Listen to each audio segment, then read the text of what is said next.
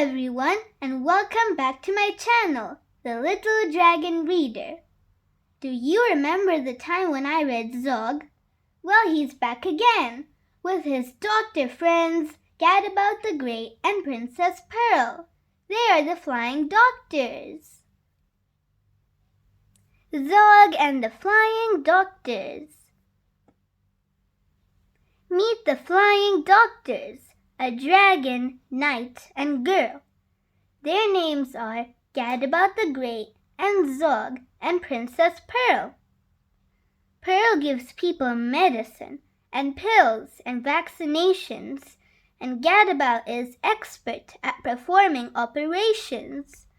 Zog is good at flying, though not quite so good as landing, but Gadabout and Princess Pearl are always understanding. Flying high one morning, they heard a mermaid wail.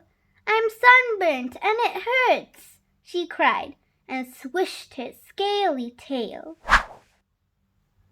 Bang! Crash! Thump!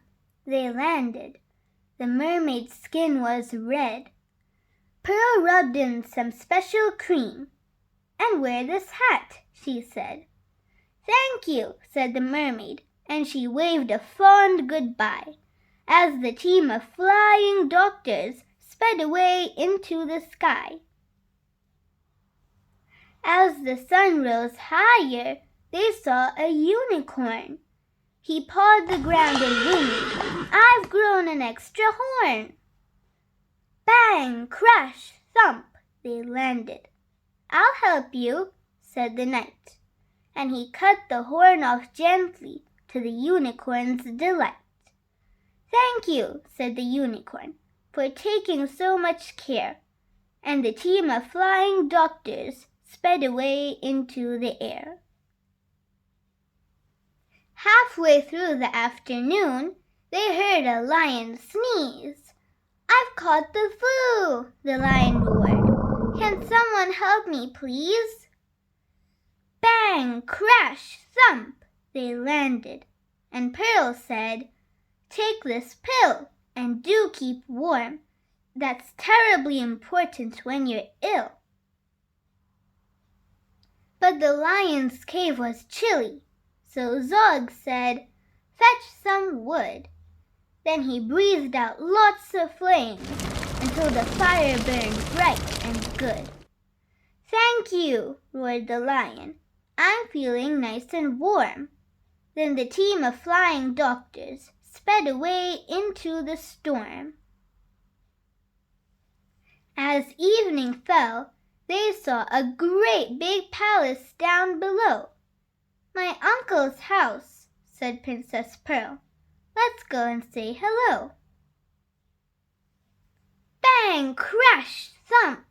They landed. Pearl's uncle was the king. He didn't say hello. Instead he said, "You naughty thing! Where have you been?" he thundered.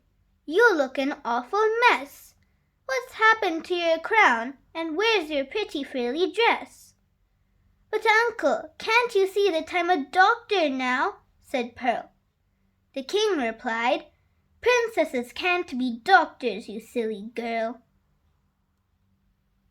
He told his men to seize her and to lock her up inside. Princess Pearl was furious. She stamped and stormed and cried. Weeks went by, and Princess Pearl spent many weary hours sewing pretty cushions and arranging pretty flowers. The others tried to rescue her with all their might and main, but they simply couldn't manage. All their efforts were in vain. Each night they flew to visit her and perched upon her sill, and one dark night she told them that the king had fallen ill. The king grew worse. His head was sore. His arms and legs felt weak. His skin had turned bright orange, and he found it hard to speak. He called a lot of doctors, a new one every day. He croaked, "What is this illness?"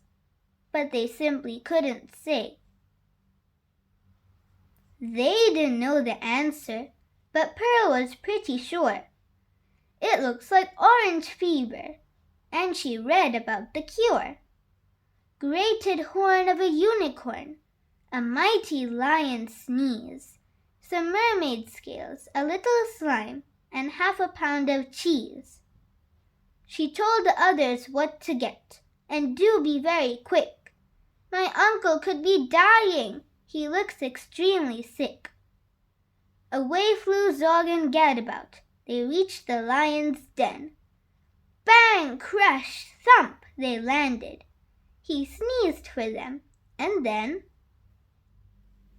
they flew back to the forest, where the grateful unicorn was very pleased to give them his unwanted sawn-off horn. Back to the mermaid's rock they flew. She gladly gave some scales, and her sea snail friends allowed them to collect their slimy trails. Zog said, "I'm exhausted," but he flew and flew until bang, crash, thump, he landed on the bedroom windowsill.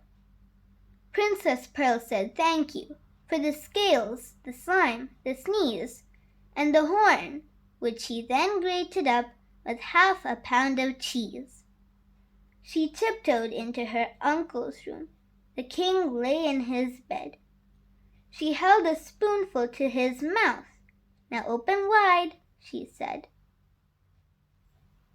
After just 1 spoonful, her uncle felt much stronger, and after a spoonful too, he wasn't orange any longer. After spoonful 3, the king was dancing with delight. "Princesses can be doctors. You were absolutely right. I'm sorry that I locked you up. Of course you must go free. But do come back to visit me, and bring your friends to tea." "Hooray!" cried Pearl, and out she ran to join the other two. Then off into the sunset sped the Flying Doctor crew. Did you enjoy that story, everyone? The Flying Doctors really are heroes. If you like this video, give it a big thumbs up. And don't forget to subscribe so that you can stay tuned to see more stories from me, Little Dragon Reader. Goodbye!